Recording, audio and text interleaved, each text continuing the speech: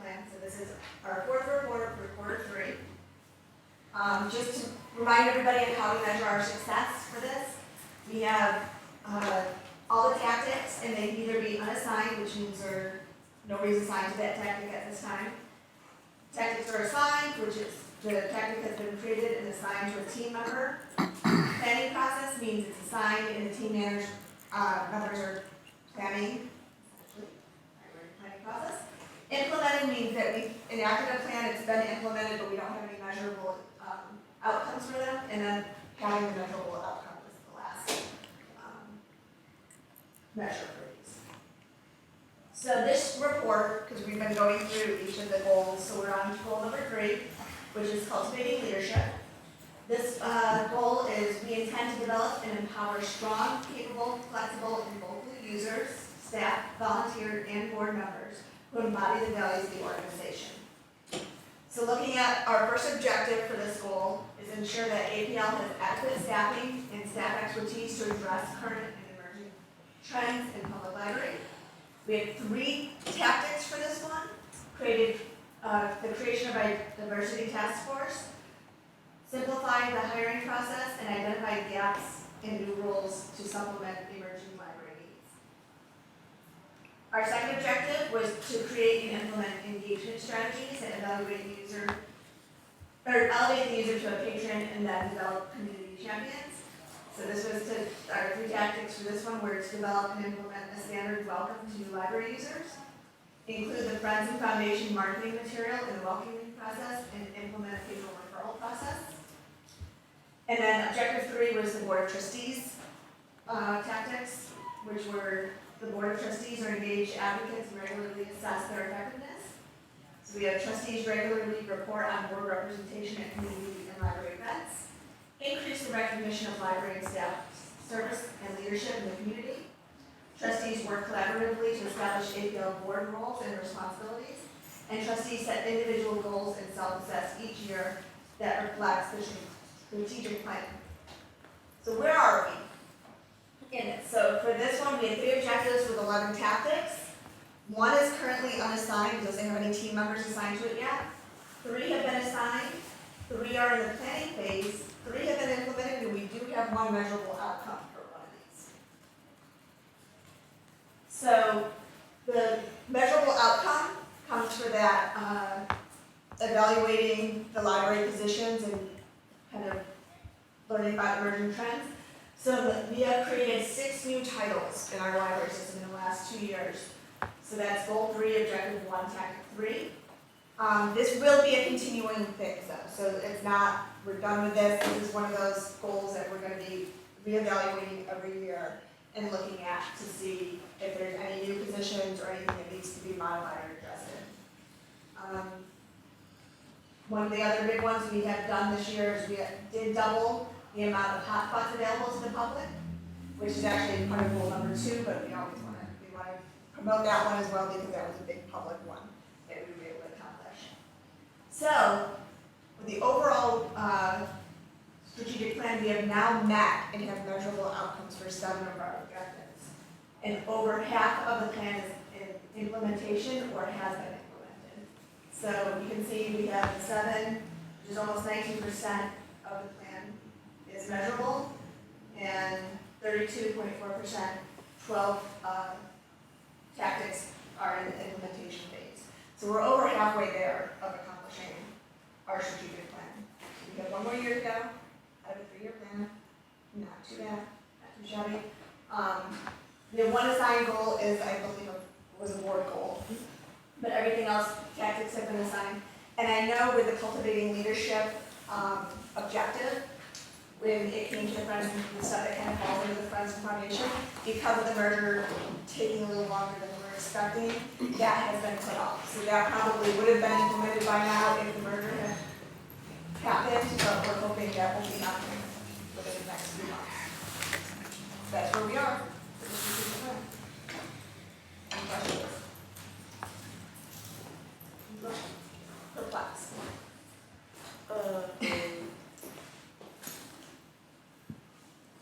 So this is the overall strategic. This is for the overall strategic plan. All right, and so for tonight, you just went over goal 3, Goal number 3 out of the 4 goals. which is, remind me of that one again. Cultivating leadership, which is the intended development of power strong, capable, flexible, and mobile users, staff, volunteers, and board members. Okay, and then show us the results of that one. So if you're looking at objective 1, ensure that APL has adequate staffing and staff expertise to address current and emerging trends.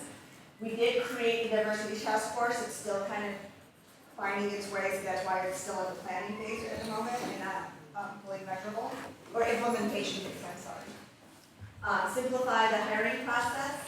That's in the implementation phase as well.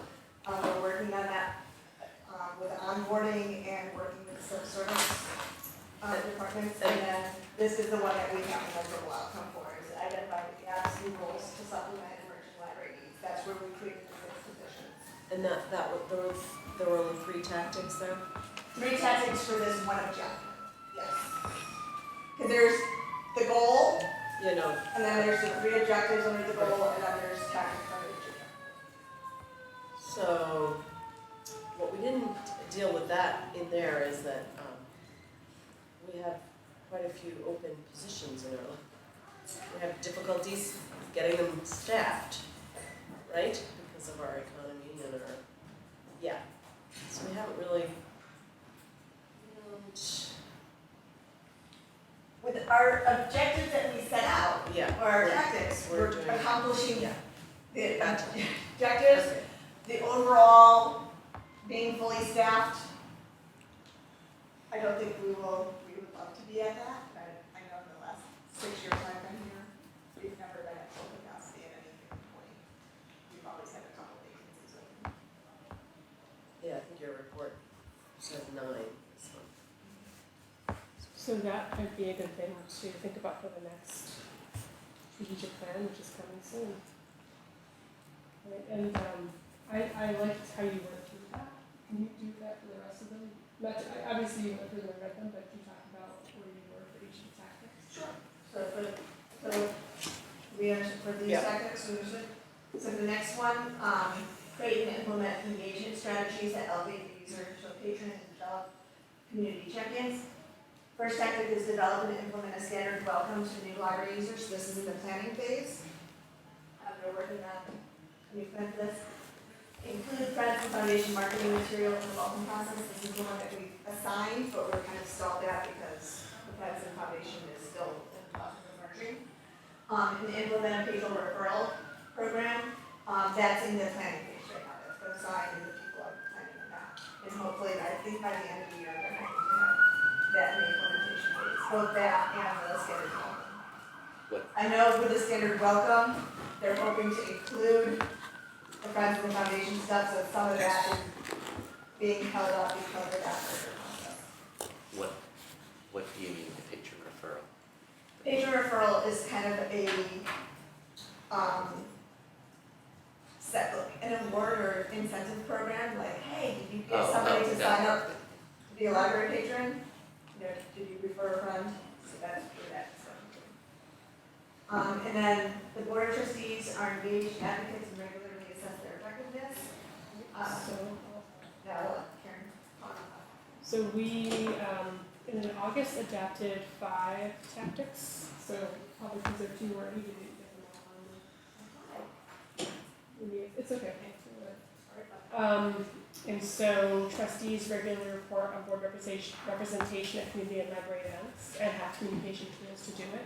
That's in the implementation phase because we started doing that at the meetings.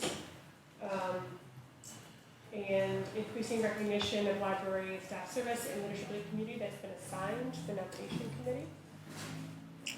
Trustees work collaboratively to establish APL board roles and responsibilities that's been assigned to trustees. We haven't moved forward on that very much, but we know who's going to be responsible for that. Similarly, setting individual goals and self-assessment is been assigned to individual trustees, but we haven't done the process yet. And the last one is exploring opportunities to network with similar libraries throughout New York State, and that's the one that hasn't been assigned yet.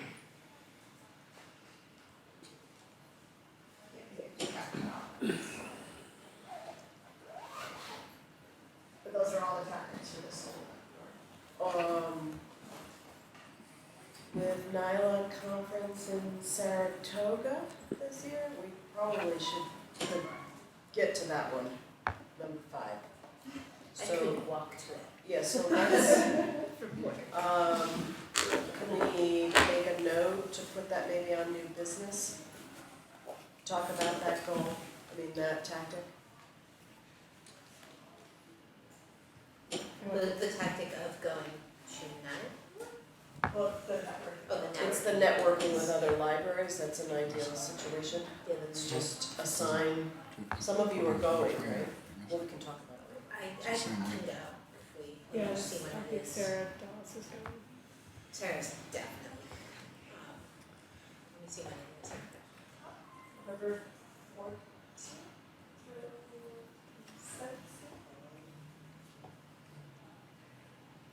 So About week-ish. you, 13 through the 16th. Alyssa, Yes, we could every month just put this on the agenda, just put our tactics on the agenda and we can talk about whichever one, yeah. don't you think? Yeah, Otherwise, we that's- forget about them until we see Right. Melanie. Once a year, Yeah. which I did give her this information. But yeah, we can, I add, on the, you'll see the agenda changed a little bit, where there's Board of Trustees Committee and liaison reports and select property things. And I actually moved it just because we had this. That's the last tab. Yeah. Any other questions? All right, thank you.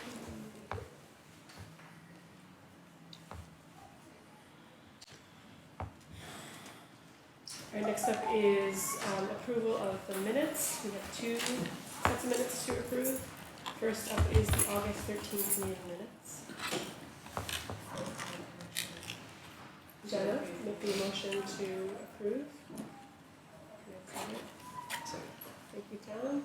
All in favor? Great, and then for the September 10th meeting. Can I have a motion to approve? Make a motion to approve. Thank you, Brenda. Matthew seconds. All in favor? Aye. Okay, motion carries. So next up is Treasurer's Report, Capital Fund Report, and Check Register.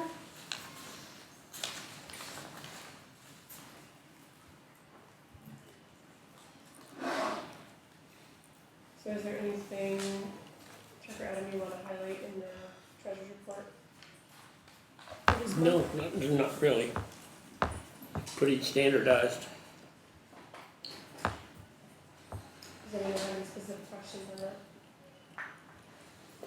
Well, I think we asked this before about the information technology software increase of 240% for what we budgeted. Did we have a problem? We poorly budgeted On what? on software. Yeah, it was identified mid last year that we were grossly underestimating how much we were spending on software. That's been corrected for the 2020 budget, but it was unfortunately not found out before the 2019 budget had been passed. So we have underspent in, I believe it's hardware. And we are planning on doing a budget modification at that point to shift some of the funds to balance that out. So, It's estimated that we spend, or this, for 2019, it was estimated that we spent 15,000 on software, and it's closer to 40,000 that we spend a year on software through licensing and annual payments to comprise all of the Microsoft Office,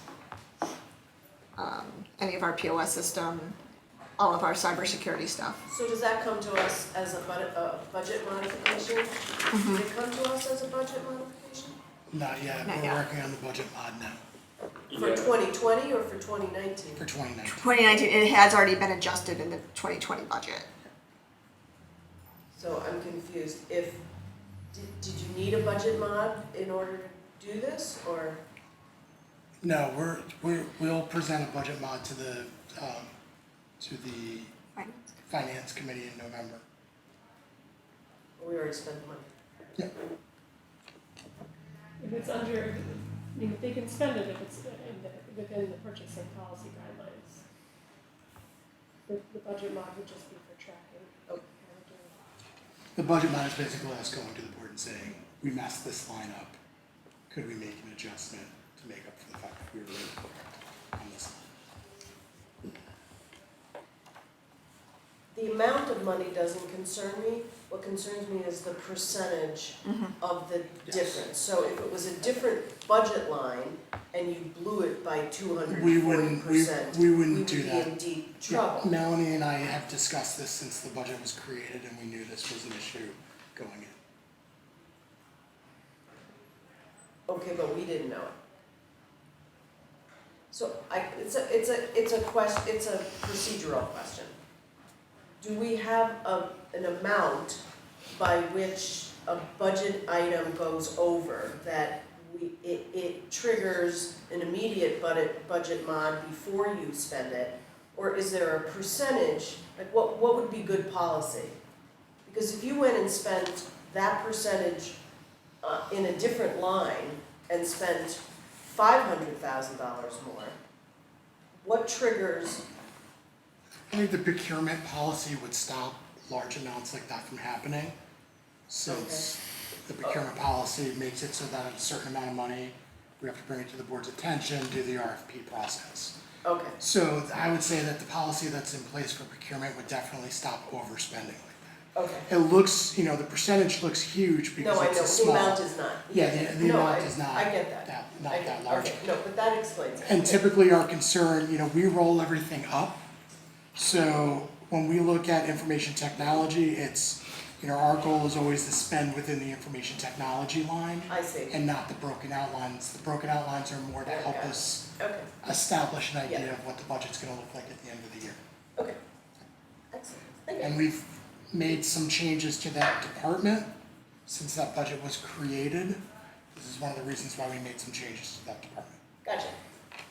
And of course, we can do what you just did, right? We can always keep an eye on this coming up, and ask questions. Yeah, but I think the procurement requirements keep that in line. And then the collapsed budget line is what really to be looking at. It's helpful. I like the percentages, just for. That's how It is I helpful. operate. Any other questions on the treasurer's report? Okay, then we can move to the check register. Let's get a motion on the table to approve the check register for the operating budget. Thank you, Alyssa. Second. Oh, Jenna, thank you. Any questions? Discussion? Midwest Cape should really change their name. I can't hear you. No, it's the Midwest Cape should change their name, they don't sell tapes.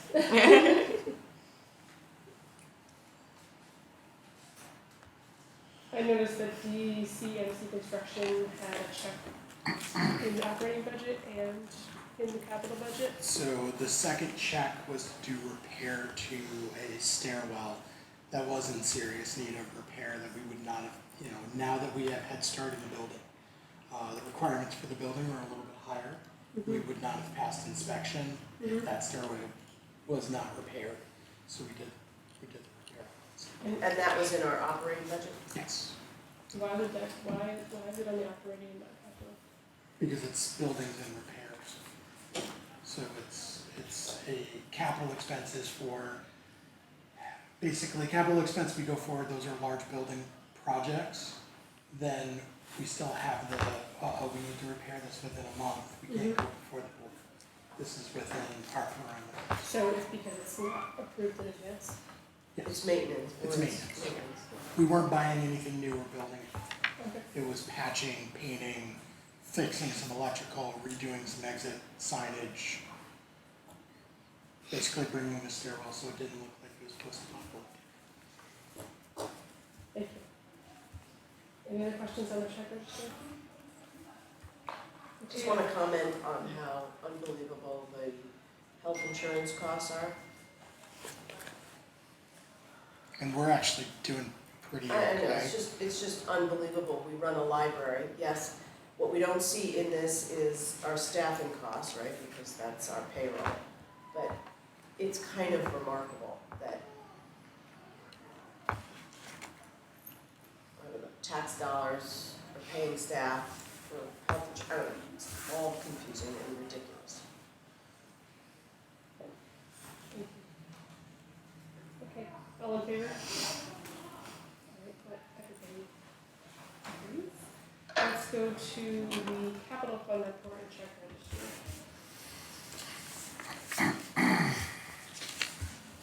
Any questions on the capital fund report?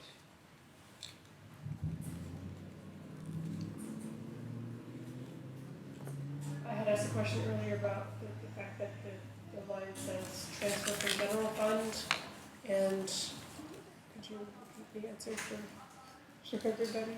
Yeah, the funds have already been transferred from the general fund to the capital project of $356,000.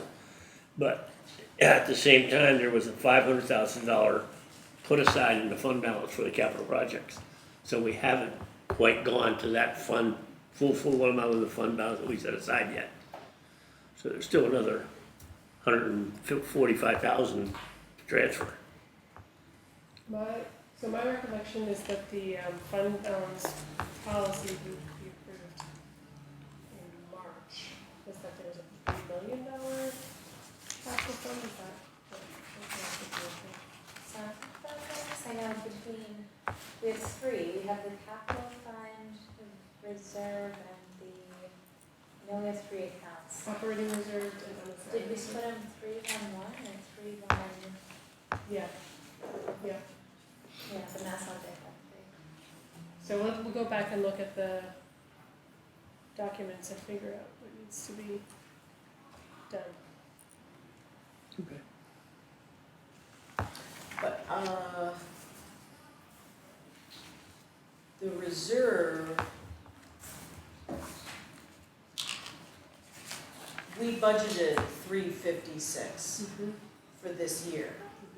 This does not show the overall $3 million in the capital reserve. The whole capital fund, right? Right. That's what you're saying here? But yeah, that's not, To show the account balance. right. If that shows an account balance, that's just for the project versus Right. the whole thing, so, We just want to know how much is in there. yeah. I think that would be helpful.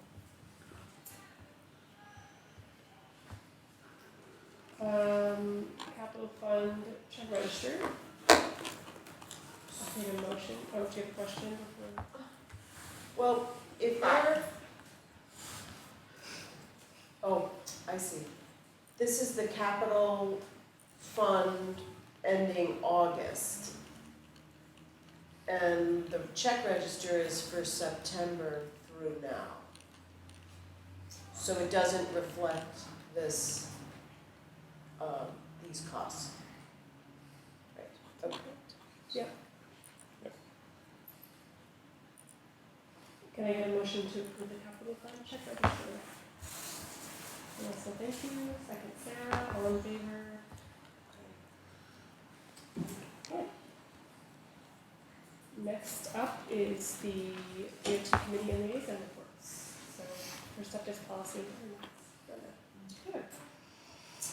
Well, as I look at this little phone of mine, I see on my laptop. I'm good. We met on September 24th, and we reviewed 7 policies. Scott presented the staff code of conduct, which will be new. We felt that was necessary, and presently we do not have a code of conduct. And we also discussed some issues There also was a discussion that some of the issues and clarity needed with staffing could be resolved during contract negotiations. So this is gonna come back to P&G. Scott is going to confer with council, and hopefully we'll be looking at a draft. And also refer to contract negotiations as discussed during our meeting. We looked at public access to library information and records 2019. That particular policy was very lengthy in the fee section, so that was a concern. There was also some confusion with some other verbiage there, such as subject matter expert list. That is going to come back to our committee as well. We're going to take another look at that, and Scott will also get input from council. Public comment at the board meeting 2019, reviewed, we had no changes, and the motion was made in second, so we're all in favor of that with no changes. Workplace violence and incident reporting 2019. We had some grammatical changes, and we will be bringing that back to the committee as well, because we have to review some issues with CSEA union. Community relations goals 2019. We recommended deleting this policy because it was obsolete. We already meet the minimum standards, and we also have our strategic plan. That motion was carried second, and we're all in favor of deleting that particular policy, community relations goals. We reviewed dissemination of library information 2019. We also recommended deleting this policy because it was very redundant with the bylaws. We made a motion, and that was second to carry, and we're all in favor of deleting that policy. Privacy and confidentiality. The committee, we had several concerns in regards to data and confidentiality, patrons. At least I learned a lot in regards to this particular policy, because we do not control the data. Upper Hudson does. And that this particular policy is going to come back to P&G as well, because there are other issues such as being in compliance or consistent with Upper Hudson, and also referencing the state law, and we of course want to be compliant. Travel and meal policy 2019, we reviewed this policy, and that's coming back to P&G as well. Several edits and other issues with that policy. And that's all I have. Any questions about those policies?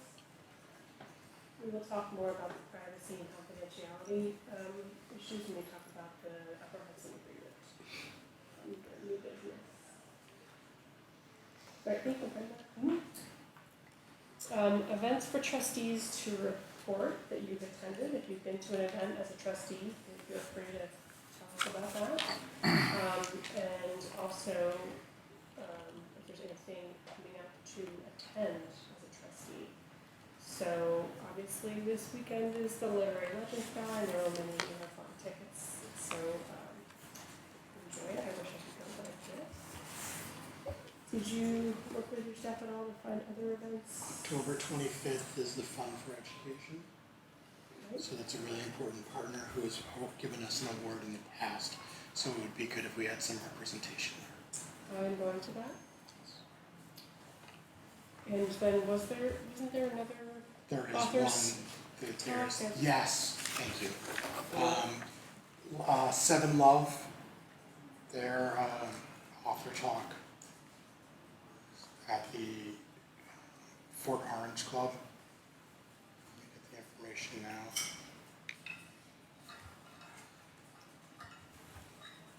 It's on November 6th. Yes, that's why I can't be there. I'm sorry. You can, Oh, sorry. I was gonna suggest we can email that around for trustees. While I was looking at that, Thursday at the Washington Avenue Library, the Human Rights Commission is having a conversation on race. And on October 24th, the Metropolitan Baptist Church, which is around the corner, is going to have the author, Dr. Les Dudley, who wrote the book. He'll be doing a presentation from 6:30 to 8 p.m.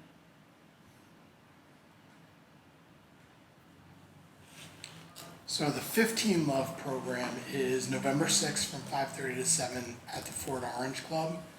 If you want more information, that's 15love.org.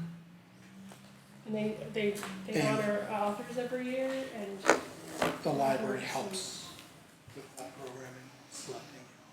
there's some pretty prominent children's book authors. Yes. So there's pretty prominent children's book authors who have won it, and that's a great opportunity to interact in that way. We always have staff present. I'm going to be there this year because it's my birthday and I will be driving my mom back to Long Island. Brenda, can you send some info about those? Yeah. Thank you. Are we involved in the Albany Lantern Festival? I think we're doing workshops. Yeah, we Yeah. usually do workshops for them. I haven't been. Do they have like groups from different areas and? You any just of walk them? around. You just walk. Okay. Sometimes they have donuts at the end. I will be That's good. All right. You can represent us there. there. Yeah, I'll do my best. Teddy can help out. Yeah. It's a fun event, I went last year. Super. All right. Thank you. We never have a lunch. And it's okay if you don't have a lantern? Yeah, Yeah. oh yeah, I use a flashlight. Perfect. And in the packet, there was a memo about staff that report to the board, or that work with the board. So that is, if you click on the attachment for that agenda item, you'll see that. Staff support memo. So we're not gonna go through it. What generated this? A question from a trustee. Oh, I see. But I'm happy to answer any questions or address any concerns.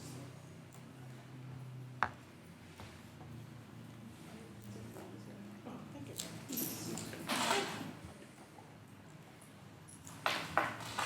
Well, that's good to have as an onboarding for board members. And Scott and I worked on this, drawing from the bylaws and the handbook and Yeah. stuff, so it's just, That's good. That's helpful. and you can always ask it, revise it as things get, questions come up and things get changed. Is that helpful?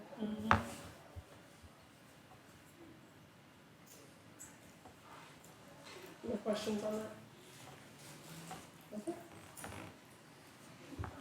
Okay, so next up is the director's report. So work has begun on the first floor of Washington Avenue Branch, a project that will add 2 learning labs, 3 study rooms, and an express local history space. The library is in the final stages of an application for a New York State grant for upgrades to the Washington Avenue Auditorium, so fingers crossed. Adam and I and Rebecca have been doing more paperwork than I think we've ever done for a grant before. What, are you in an application stage? or- Yeah, no, we're in so this was from a bullet aid request made over a year ago, and somehow it got bumped to the governor's office without anybody telling us. So right now it's in DASNY's hands, and they're just doing a really thorough investigation. So fingers crossed we'll get some money to do some upgrades. National Voter Registration Day, several branches tabled to register new voters. Washington Avenue and Arbor Hill branches celebrated National Hispanic Heritage Month. Washington Avenue had a flamenco dancing, and Arbor Hill West Hill started a Spanish language and cultural series. Bach has noted an uptick in reference questions, readers' advisory queries, and digital literacy help, which is interesting. A few libraries in the area are noticing this as well. We've done a soft launch of the Pine Hills Passport program. So if you need to get a passport, Pine Hills is your spot to go. The Delaware branch has launched a new afternoon writing series for adults. The Howe branch hosted a historic Albany rehabilitation fair, which was very popular. The North Albany branch hosted an introduction to novel writing. And these are just a small sample of what went on in the district last month. Upcoming is October 26th, swing music in the Capital Region at the Washington Avenue branch. Also on October 26th, Capital Roots presents Composting Made Easy at the Delaware branch. On October 28th, legendary MC Rakim does a meet and greet and book signing at the Howe branch. I'm a little excited about that. Rakim will be at the Howe branch to do a book signing. Yeah, it's pretty cool.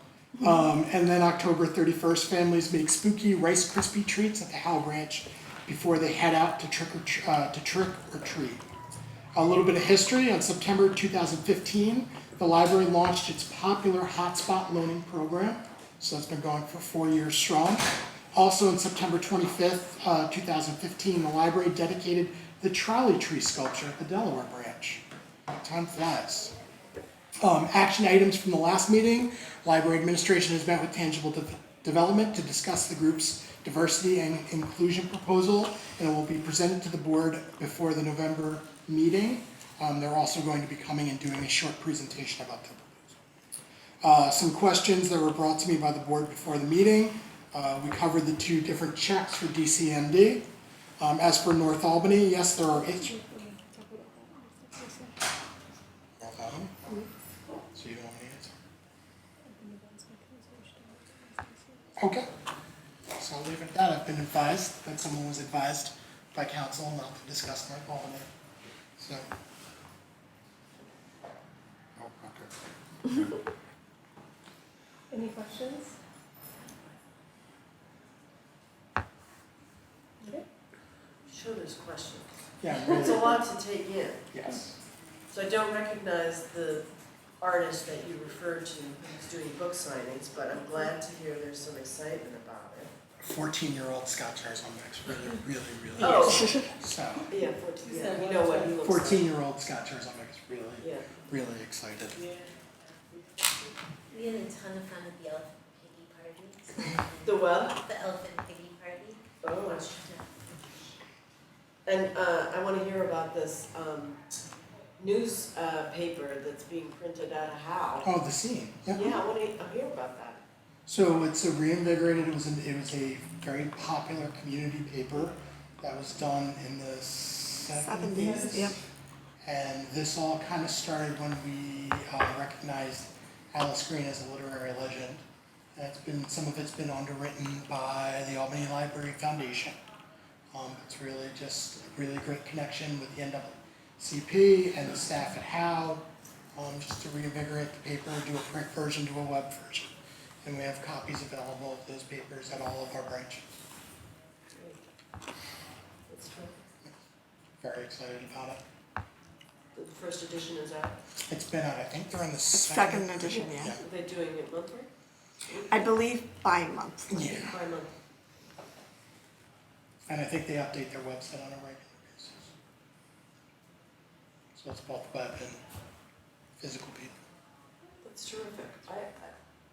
I don't recall that we've done that kind of thing as a programmatic communications.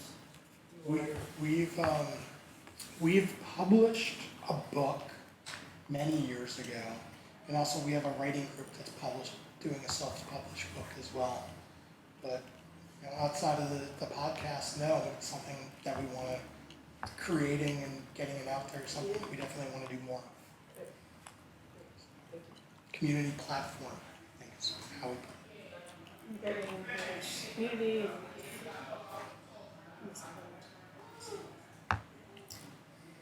Okay, so no other questions there. We can go to the fiscal year change. Stats, did you want to? Oh, thank you. Stats were interesting.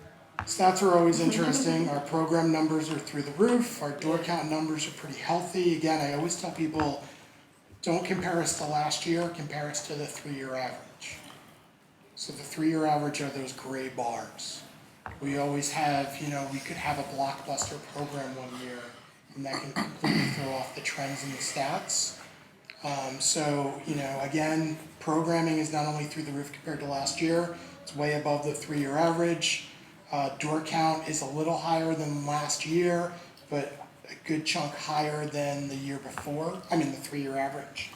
Room usage is flat compared to last year, but definitely much better than the 3-year average. Computer usage, again, is higher than last year and also higher than the 3-year average.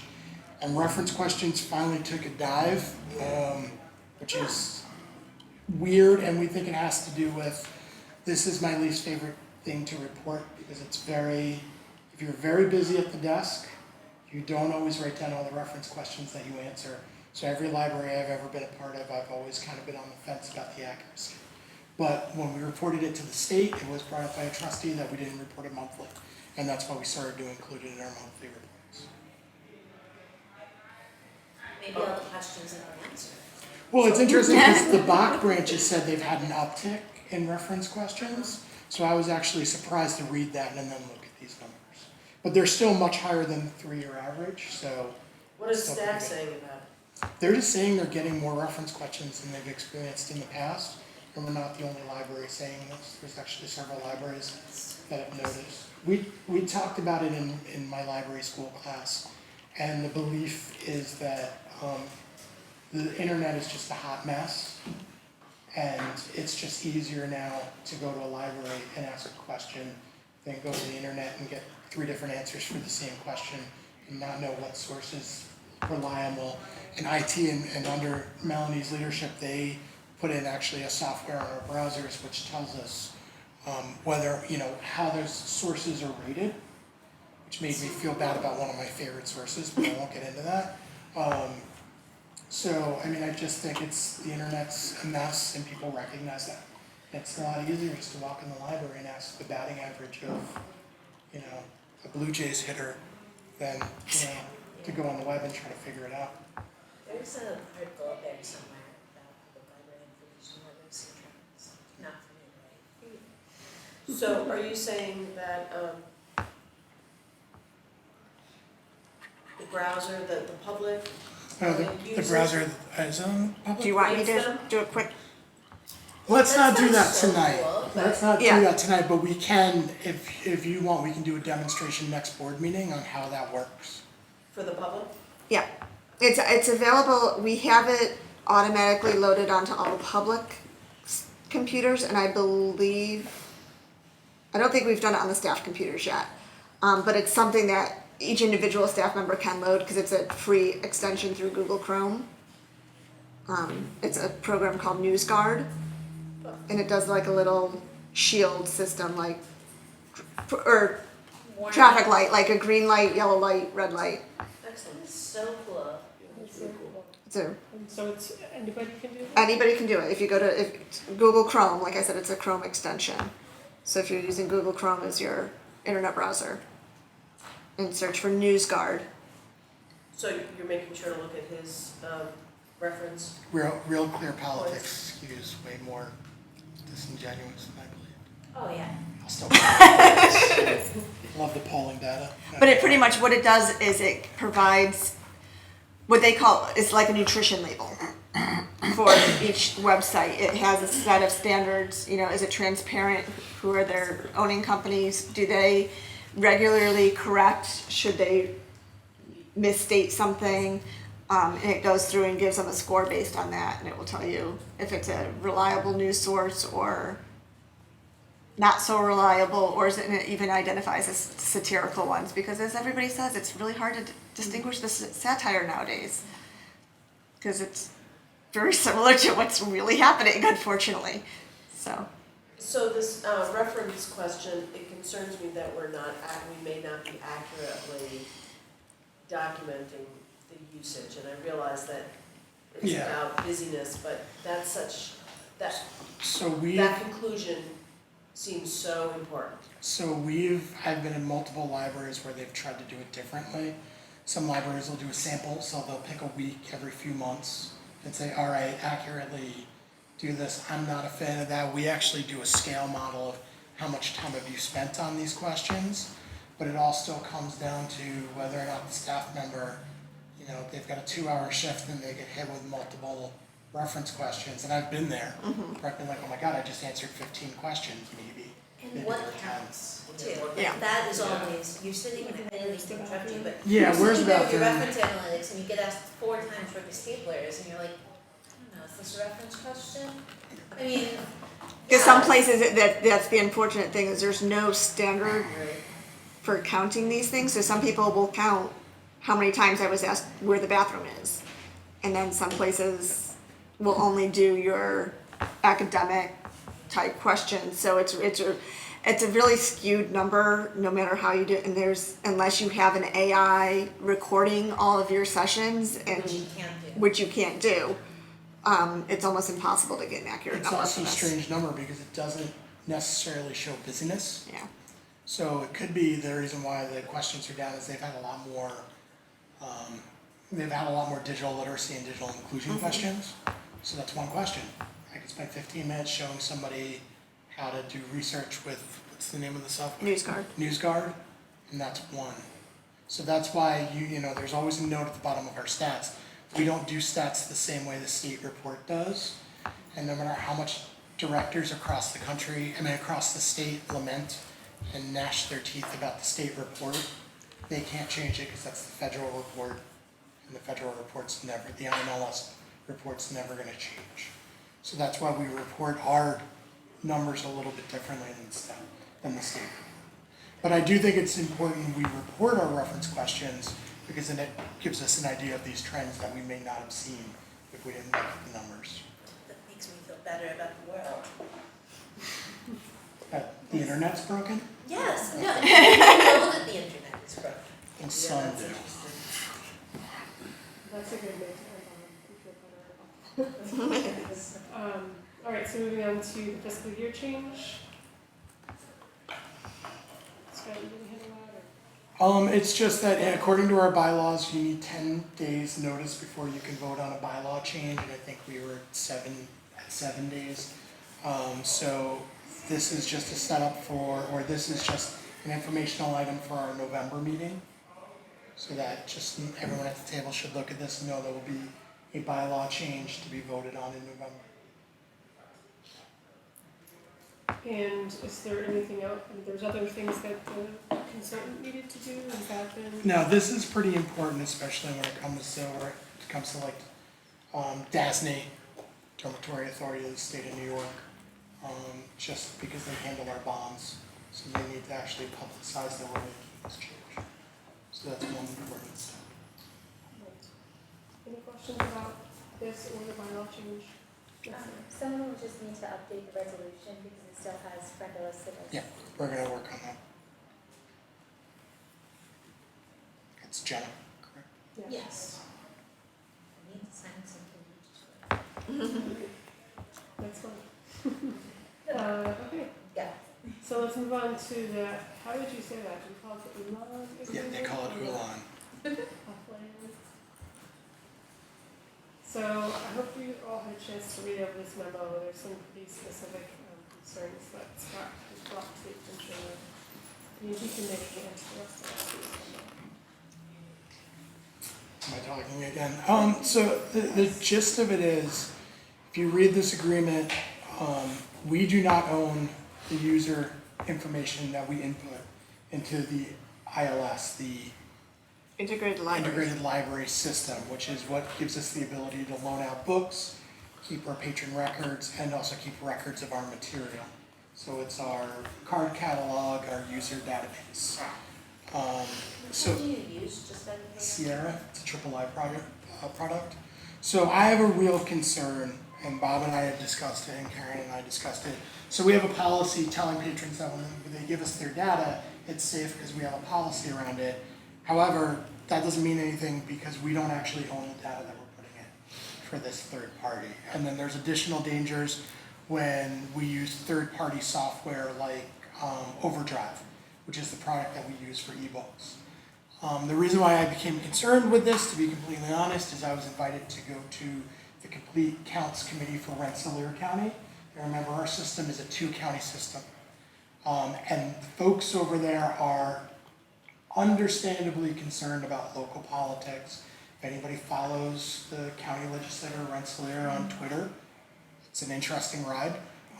So that kind of got me thinking about this and my concerns, which means that Upper Hudson does not have a policy in regards to user data and the safety of user data, nor do they have a process in how they will handle FOIL requests and also any kind of subpoenas that could come across their desk.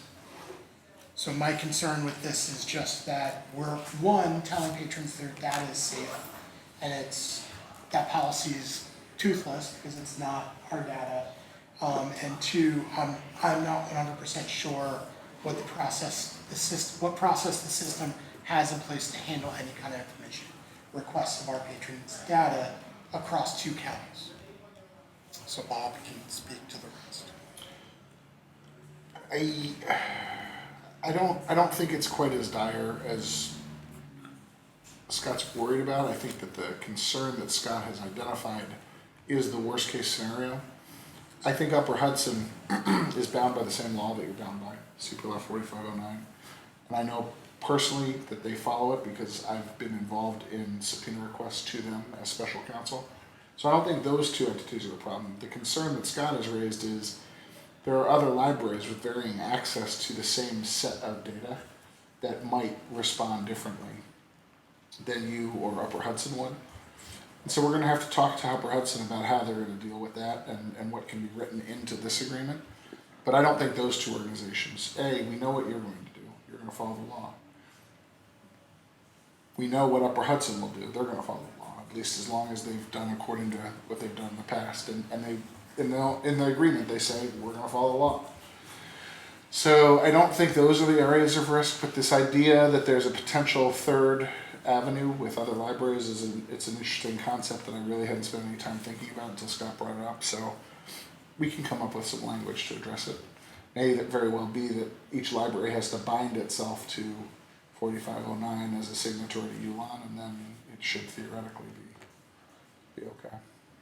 But it is what it is. Obviously, so much of this is covered by policy that at the end of the day, a scared library clerk in East Bump, bejesus, library, caught myself, can turn over records to, a surly police officer at any time. And I get those calls routinely from libraries saying, what do we do? Even though every single one of the libraries I represent has the same policy that you have that makes it clear that the only person that can do it is the director. So, it's not just one of writing it down, it's one of making sure people understand it. So how do we respond to signing this? I assume at some point Scott and I'll come up with a company line that I take back to Upper Hudson and say, let's suggest these changes. We do not represent them regularly. We have done some work before. We've not done any work with respect to ULAN, so we'll just have to figure out how that gets communicated back. But my perception is that Tim and his board will want to get this right. So I don't think you'll have a conflict. I think you'll just have a try and figure out how to do it. And then when this was presented, it was shared with the board presidents, and they were asking for feedback by the end of this month. So this would be part of the feedback that we provide. There is another issue with this agreement, but before we do that, any other concerns or questions about the privacy covenant we have an issue? Okay. So my other concern is that the shared system advisory network and how it's defined. APL recognizes the value of the Upper Hudson Library Network and all of 36 member libraries and the system staff to help inform decisions. However, advisory committees should be limited to the role of advising the Upper Hudson Systems Directors Association and the UHLS board. In the agreement, there's a lack of a clearly defined role for the network, which mistakenly gives the perception that advisory committees hold decision-making power over the Directors Association. We've actually run into this in operation. There's some decisions made in those groups that we're then told that we're gonna go forward with, where every once in a while we have to say, whoa, pump your brakes, we don't agree with this. And we have some concerns about that, and I have actually voiced to Upper Hudson that there really needs to be more clearly defined roles. There's a movement that I don't disagree with, which is trying to make some, the way we catalog and the way we loan out material more uniform across 36 libraries, and I think that's great. However, I think that should be at the decision of the board of directors after they've spoken to their boards about it, and not decisions made at committee meetings, which we have fabulous staff that represent on all of those committees, but they're staff who were not necessarily empowering to make large overarching decisions on the way we do business going into the future. We listen to them, they advise us, they're the best people to have at the table, but they're not necessarily the people empowered to make the decision. So decisions have been made not in that structure? I don't know how to explain. There's been decisions that have been made that the way they're presented seems as if it's not a choice. And I think that the confusion there, if it was laid out more clearly in this agreement, would actually make that less confusing for everyone involved. So how does the Upper Hudson Directors Association and the board interact? Tim is the representative of the board at the DA, and then of course each director is a represents their board. Except that the board of directors has representation It's not on libraries, right? sort of. It's really a toothless committee, What the the director, Directors Association. but the board has to make those decisions. The board, yeah, any changes to Upper Hudson board has to make. But Are you there's some. saying they have to go through the Directors Association before they get to the board? I think that's best practice. Is that But- what you're suggesting? So my big concern is the fact that when they make decisions about loan rules and making loan rules uniform across the two counties, that it should be made, the suggestion should come from the DA, from the Directors Association, and not Not necessarily these one of these committees. advisory Oh, I see. because that's their role, they're an advisory committee.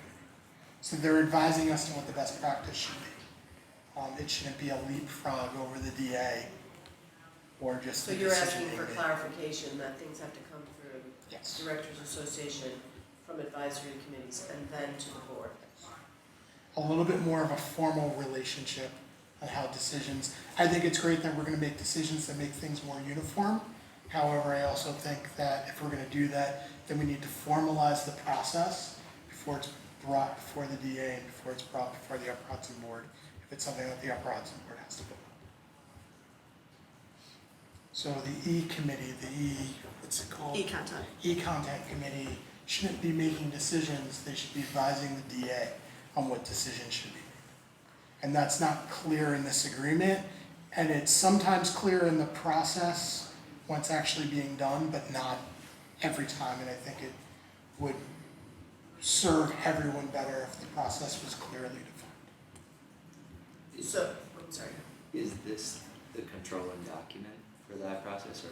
I is believe it it's either the their only bylaws? official document that we all sign off on, so my view would be it would be the controlling document on our relationship with the system. And if the system's gonna take the role of making more system-wide decisions on how we provide services, then I'd like to have a document that not only has a little more teeth, but also outlines what the relationship is. So potentially, there's a situation where an advisory committee makes a decision, makes recommendations on e-content, let's say, that go directly to the board. Or just part done, Okay, but doesn't the board have to sign off on it? not on e-content. So it's just, the relationships aren't clearly defined. Why There's would no, advisory committees be making policy for libraries if they're not empowered by the library to make that decision for them? so I just, again, if we're gonna move in that direction, and I think that is a good direction to move in, I just think the document needs to clearly define what the relationship's gonna be. And I don't think it does in the current version. Any questions, more questions about that? What are we being asked to decide tonight? Nothing, Okay. just if there were questions for us to bring them to our province. So we're deciding, agreeing not to sign it now and raising the issues through Scott, our council.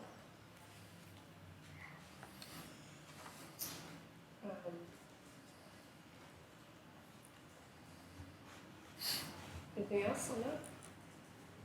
Okay. I think we can move through some of these more. Well, given what we pay into,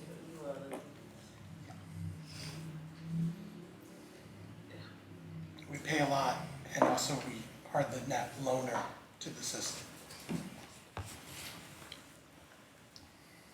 Okay, thank you.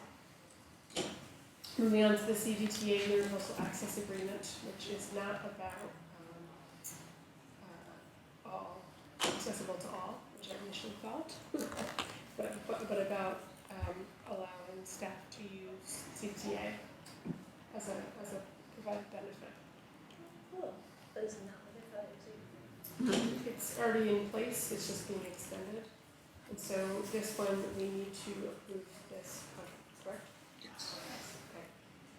Okay. Are there any questions about that? It's pretty straightforward. Okay. If not, take a motion to approve. All right, Melissa, and then Tommy can second. switch that, would you? You wanna forward, no, he wants to forward it. Let him take it. Did you hear that? Switching it. Switch it up, okay. Any further discussion? Okay, all in favor? All right. Passes unanimously. And We should send a little thank yous to all the 33 staff members who use their passes, and I didn't know that we pay for them to ride bicycles too. Yes, there's low usage in the bicycle, I get Well, reminded let's every get time. that going. Albany is gonna help. It's really easy to ride, all our libraries I are. used to ride to Howe, and I used to walk back from Howe. I know that hell well. They have a problem with all the bikes ending up at the Corning Preserve. Or in the warehouse district. Yeah. Because you ride to the bar and then you take an Uber home. Yes. As I know that, that's just how it was described to me. As I was reading this, I was wondering, like, trustees benefit from it? No. it's for our staff, which is fine. Okay, so the next item is the CSDA lease agreement. We're gonna hold that over for executive session. Right? That's what I think you should do, yes. Okay, we'll do that.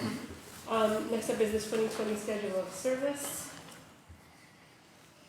There's a brief memo, should be pretty straightforward. Let's just go with the motion and we can discuss afterwards. What do you want me to do? To approve the 2020 schedule of service, which is outlines the days the library will be open and closed. Brenda makes a motion. Second. Sean seconds. Any discussion about any of these? Okay, all in favor? Alright, unanimous. Trinity Alliance request. So, Trinity Alliance wants to use the library as an emergency evacuation center for their after-school program. I believe we've done this at other branches, with daycare centers and such. And so, At how? not at No, Delaware. Delaware did one and Howe did one in the past. Giffen was for a little while, Yeah. but they haven't requested in a while. Bach is both New Scotland and also the nursery school on the other side of Shalom. There was an There is- in-home daycare Temple that Israel. did Howard. Temple Israel, But they're yes. asking for here, or Yes. no? All right, motion to approve that. Jenna first, Matthew second, all in favor? All right, everybody agrees. Okay, policy changes, so we've got two policies to vote on. So, Elsa, did you have something? No, I just lost it, Oh, clicking away here. so the PG committee approved one policy to be unchanged, so we don't need to vote on that. The only two we need to vote on are the deletions. So those were the, Community relations and goals. okay, so that's a recommendation from the policy and governance committee, so we need a second. Sarah seconds for that first one that I should have open in front of me so I can say. And, here is doing things. Community relations goals, okay. So, Tom second, no, Sarah seconded. Okay, all in favor? Aye. Great, and the second one is, recommendation from P&G for dissemination of library information, and second on that. Melissa, thank you, any discussion? Okay. All in favor? And it passes unanimously. And the last thing on the agenda, well, let's do public comment first. Looks like we don't have any public comment, but raise your hand if you want to say something. Okay. And before we go to executive session, I'm going to hand out new quarterly board evaluation forms. So, I decided to mix it up a little bit with some new information. Back on the meeting, and this is obviously a work in progress. This part is a work in progress as well, so comments on that are welcome. Technically, this is the last 3 meetings, or actually 6 meetings. We haven't done this in 6 months, which, sorry about that. But answer it. It's a lot easier to answer about tonight than it is about what happened in July and August. You can go back. But and you can go refer. back if you want to. And then while we're doing that, we need to, let's vote to go into executive session so that people can clean up and wrap up. And then fill this out. So, I need a motion to go into executive session. For the purpose of, Oh, yes, I actually brought a list. we got 2 items, right? Yes. So, one is to discuss the proposed acquisition, sale, and lease of real property, and the discussion, when publicly disclosed, would substantially affect the value. And 2, to discuss the, it's about a specific individual, a specific employee. I will move to do that. Thank you, Jenna. Second that. And Melissa, all in favor? All right, unanimous, and, okay, so go ahead and do the evaluation,